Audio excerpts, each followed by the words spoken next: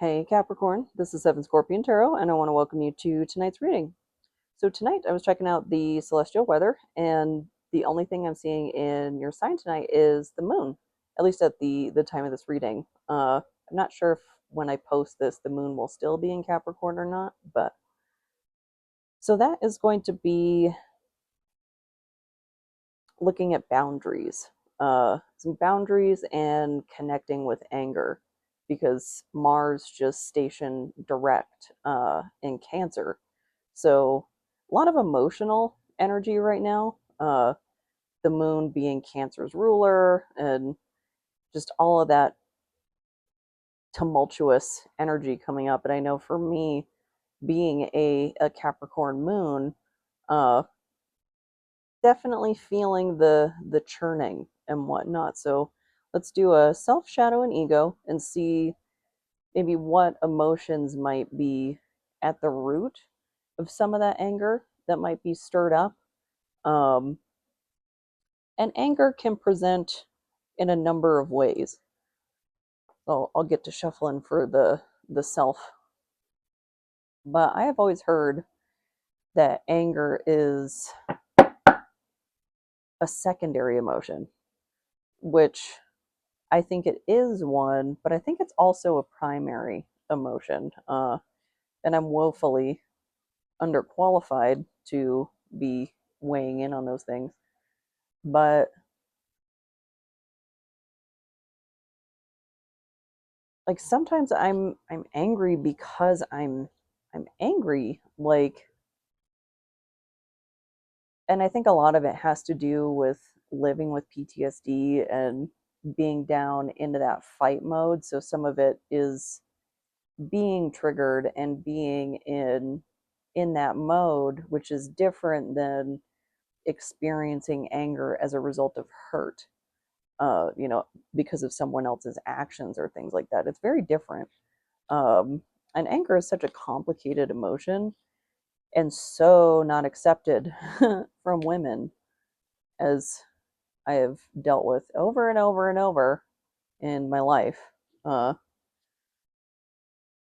It's just ridiculous to me how much more emphasis is put on female anger than male anger, when one of those is clearly shown to be a bit more dangerous on a much grander scale.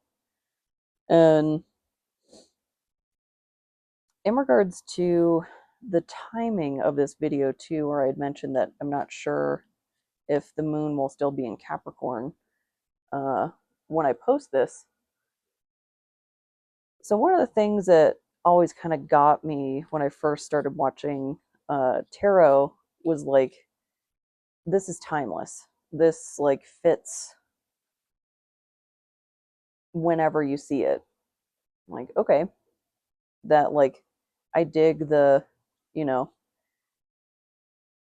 faded two trains passing in a night, you know, it happened when it happened because that's when it needed to happen. Very Morpheus, very Matrix. Uh, but my Aquarius rising is showing, and I'm like, can you be more specific? Like, what does that mean? Like, what are the parameters of this timelessness? And so I think it can be, you know, whenever the next moon in Capricorn is coming up. We've got the Nine of Pentacles in the Self. Ooh. Um, so it can be the next one, like right now the moon is in Capricorn, so next time that rolls around, or it can be just relevant to that placement in your chart. Uh, so like me, I'm a Capricorn moon, and it could be related to anything that you have in Capricorn. Like I'm a Capricorn stellium. I have 4 placements in Capricorn, so it can relate to any of those areas of my life. And so that's where you got to engage that discernment, that independent thinking, the 9 of Pentacles, of how does this apply to me. And I mean, what a more fitting reading to dissect that in than the child of Kronos. Like, uh, but so in the self, feeling very independent. So rather than just going with the flow, like my example is questioning, being skeptical of like, just what does that mean? Like, give me give me a definition, uh, or something to work with a little bit more. And I like the methodology when people just give you like nuggets and then you're off to the interwebs to search and research and do things on your own, because then that is a test of your commitment, you know, to learning these things, these different like arcane and esoteric uh, concepts and things like that. And sometimes it can be in woo woo land so far that it's almost like a barrier to entry. And so, like, I want to find that middle ground of how do we keep this grounded in the mundane while bringing the mystical to people? Like, creating that bridge of, here, take my hand, come to the dark side, we have cookies. uh, I'll start shuffling for the shadow. But this might be, since we're talking about the moon and anger, emotions, excuse me, uh, rejecting conventional wisdom around what emotions are supposed to be acceptable and whatnot. And I know it's pentacles and not cups, but it's just how things are materializing from that emotional realm. And since it's in the self position, that can be a really, really big step. Because I was spoon fed, you know, my whole life that I was too angry. Like the problem was me, not the circumstances that I was angry about, not the situations I was angry at, not the people I was angry at. Hey, kitten, are you doing a big stretch? Good morning. Uh, but it was always like the finger was pointed at me. And so this independent, like taking charge and saying, you know what, no, it is about the situation. It is about this like interpersonal conflict that we're having. This is what I'm angry at. And this whole blame shifting thing to me, of that just trope of I'm being too emotional, it's lazy. It just, it's a lazy out rather than actually dealing with the problem and engaging in some conflict resolution. And that was really difficult for me to put my foot down with myself, of it is them. Like, I've been taking on these problems as if it was me the whole time. Welcome to the table, kitten. And like, I'm not saying to like completely shift, like, oh, it's 0% me and 100% them, but also, and like, put blame where blame belongs. If you've been in structures that have been consistently failing you and you've been trying over and over and over to work it out with them and they're not reciprocating, that needs to be recognized. And even though you come to that conclusion, you might be recounting conversations with them till you're blue in the face of this is what happened, this is why this is not okay. They may still not agree with you. Like, and that hurts, especially when it's people that you care about. And like, shortly before I had estranged myself from a parent a couple years ago, uh, I had brought up family therapy and I was met with sarcasm. That was like the second to last straw. There was one more straw, and it was me being gaslit after that. Uh, and then, nope, no more. Uh,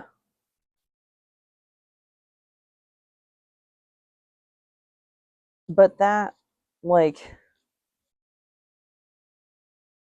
sure, they were saying the words, like, oh, we can talk about your feelings, but with that snide, like, derision, just dripping from every word. And that's not constructive. And that particular parent, we had both taken the same uh, class on interpersonal communication skills. So they knew, they had that information that sarcasm is not a constructive communication technique. And I mean, not to make assumptions or generalizations or anything, which I'm literally about to do. If you possess the intelligence for sarcasm, you know that's not constructive. Like, it's sliding because that's a card. Yeah, no, it's not. Okay. uh, but sarcasm is that's a highly intelligent process. Uh, can you stop that also? What are you doing? You mean a little menace? uh, but that hurt. Like, to be met with sarcasm when I'm bringing up family therapy after, like, when they were going through that for like a court case, I went and participated with them, but then I was met with sarcasm. So super cool. Knight of Pentacles in reverse in the shadow. Okay, let's get you off of here. Maybe. Come on. As you knock everything over.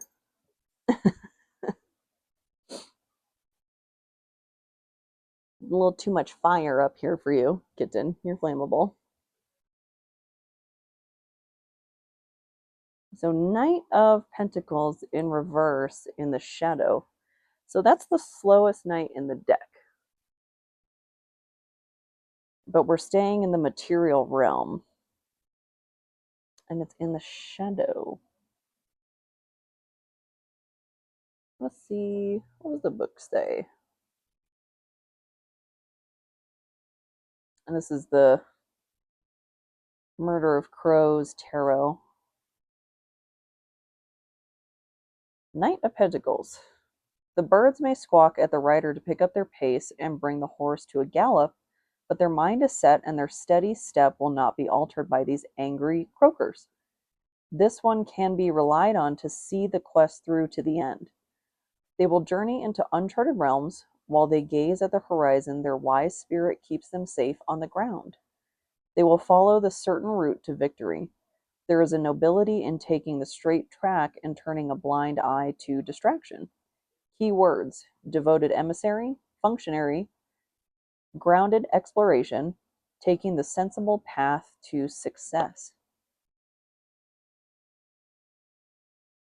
So this feels more of rejecting convention Uh, and there's also three crows. Actually, it looks like in both cards there's three crows. And that's giving me Three of Cups vibes. So it's like rejecting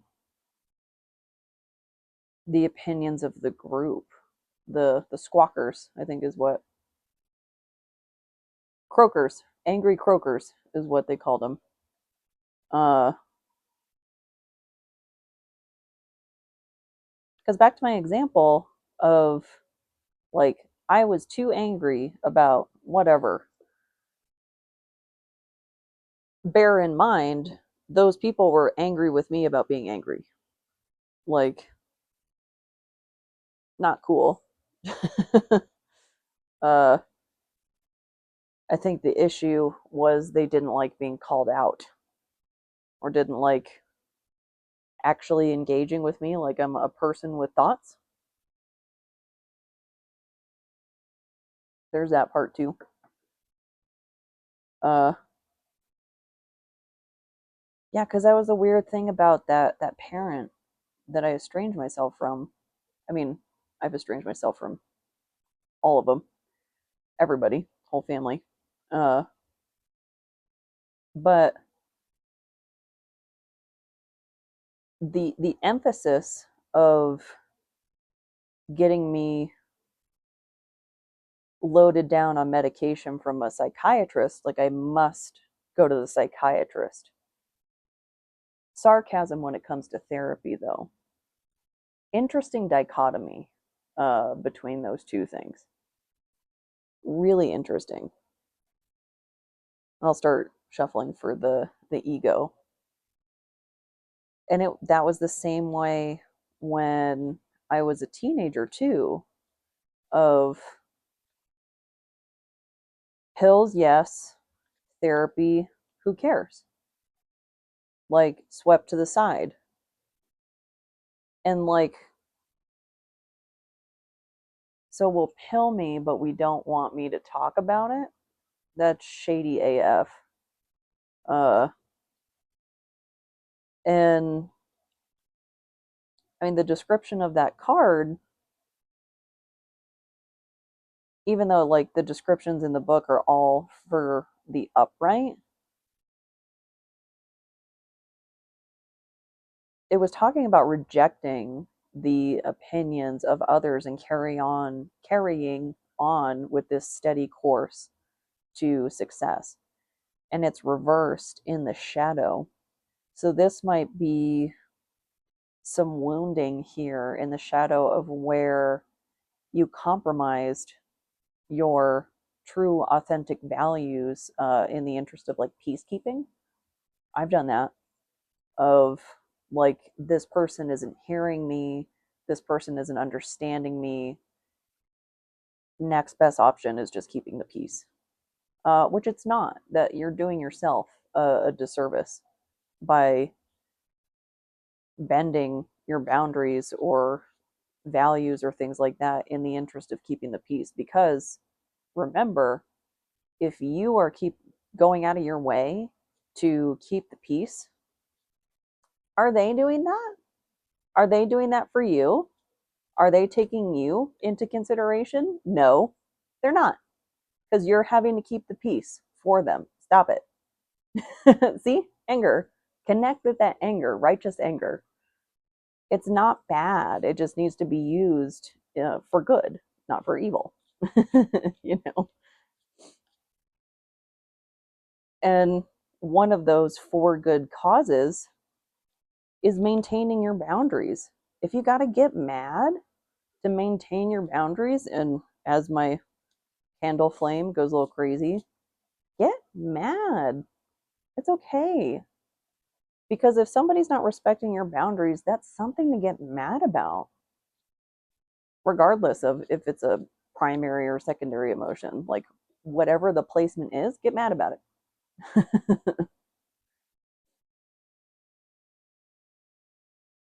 And I think I already said that I'm shuffling for the ego. Uh,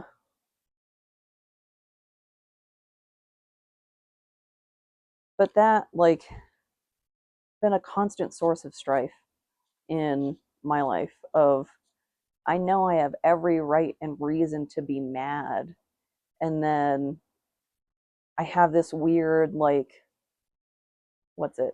Fawn response when the other person will get mad about me being mad. And that fawn response, that's a part of complex post traumatic stress disorder. And what a mouthful that is. But I learned about that from Pete Walker's books originally. And that's where that, like, the peacekeeping comes from, at least in my case. Uh, it's weird. Like, speaking of mouthfuls, I just get, like, I mostly mention PTSD and the seizures when I'm talking, but I have like this really bad combo meal uh, when it comes to PTSD because I deal with PTSD, CPTSD features as well. Um, there's that whole weirdness of it not being like an official diagnosis in the States.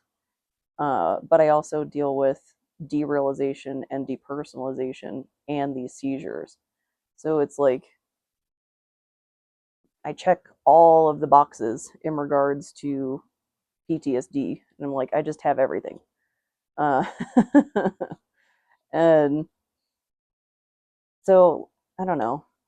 It gets weird when I'm talking about it because I want to be inclusive and like bring awareness to stuff.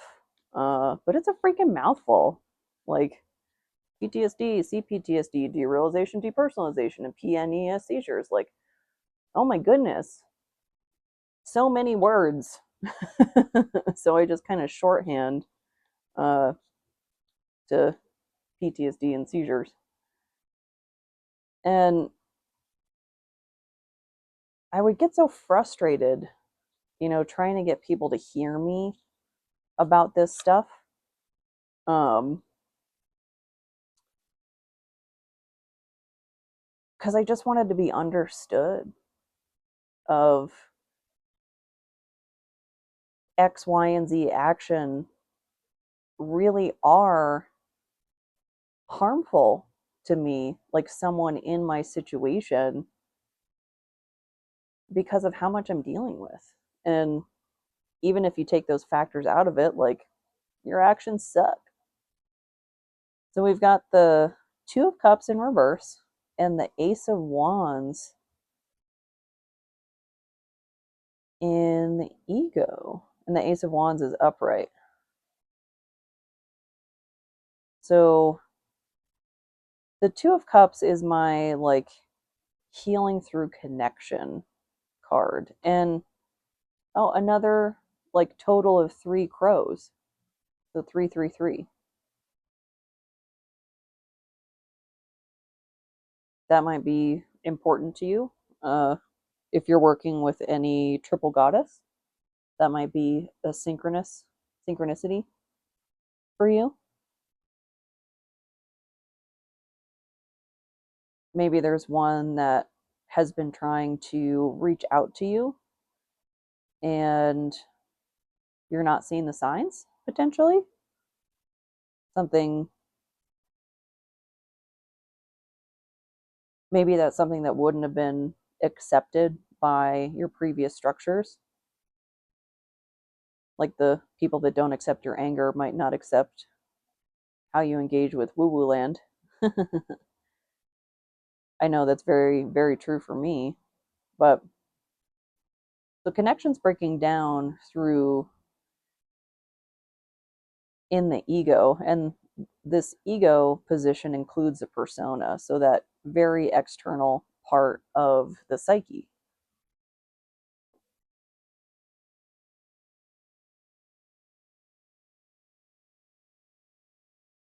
So you could be presenting as the loner right now,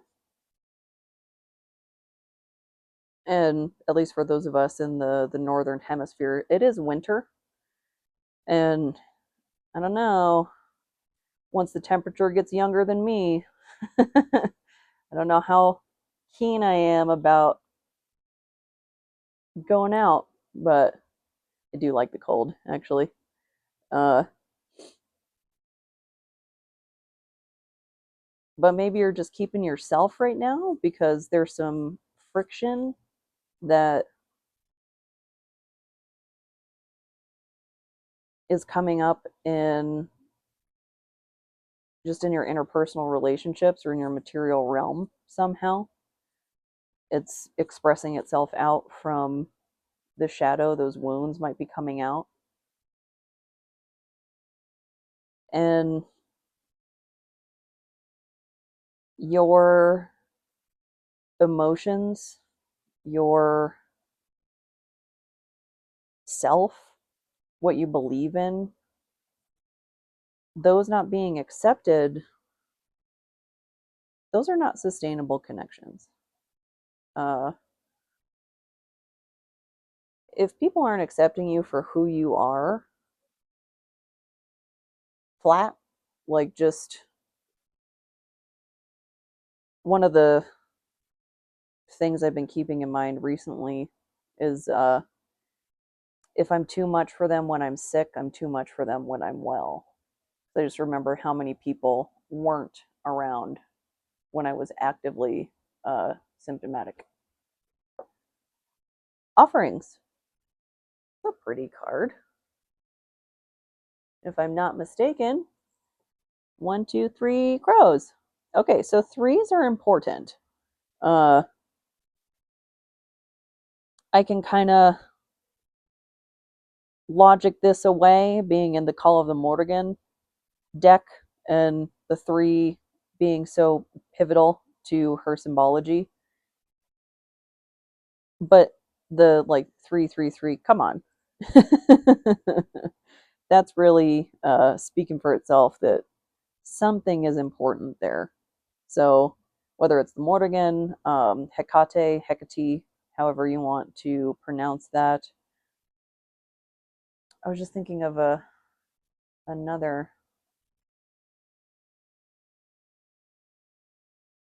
There's so many deities that have that quality of threeness. That's a big uh, concept across multiple pantheons. I mean, even the Judeo-Christian as well, the Son, the Ghost, and the Holy Spirit.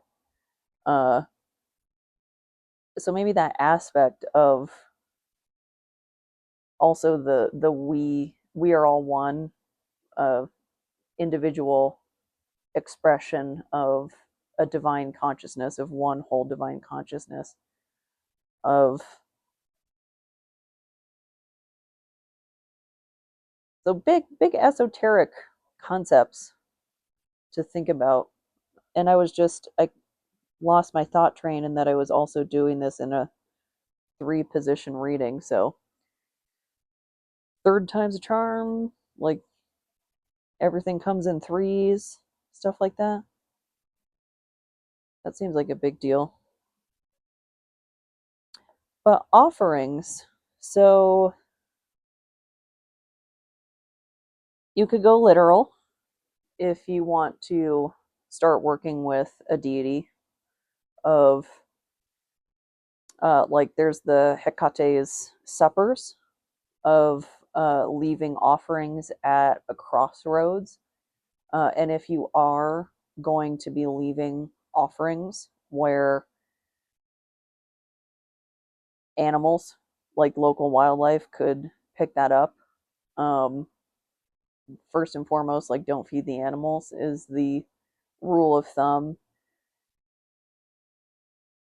I don't want to impede people from religious practices either. So be responsible. Stuff that's biodegradable, stuff that doesn't have like enormous amounts of, or maybe even not at all, salt, sugar, things like that. Eggs were a common offering for Hecate.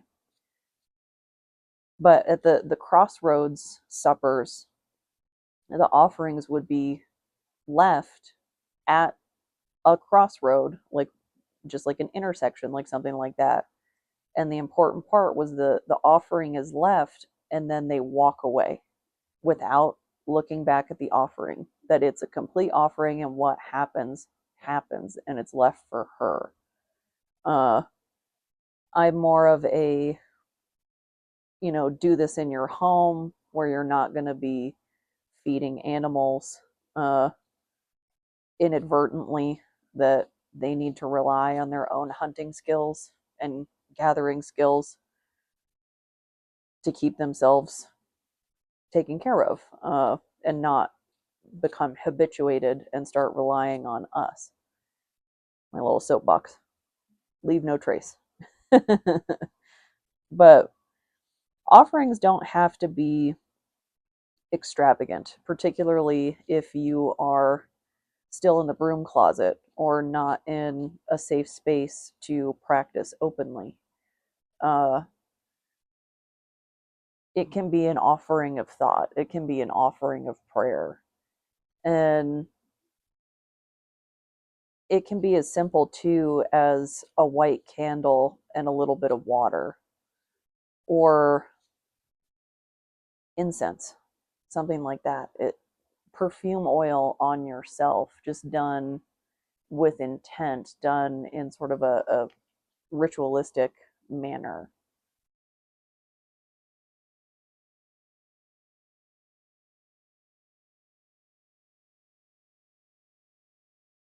And it looks like mistletoe. It almost looks like a wooden wind chime.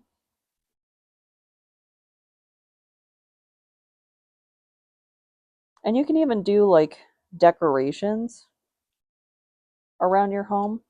Uh, if you practice openly, you can build an altar.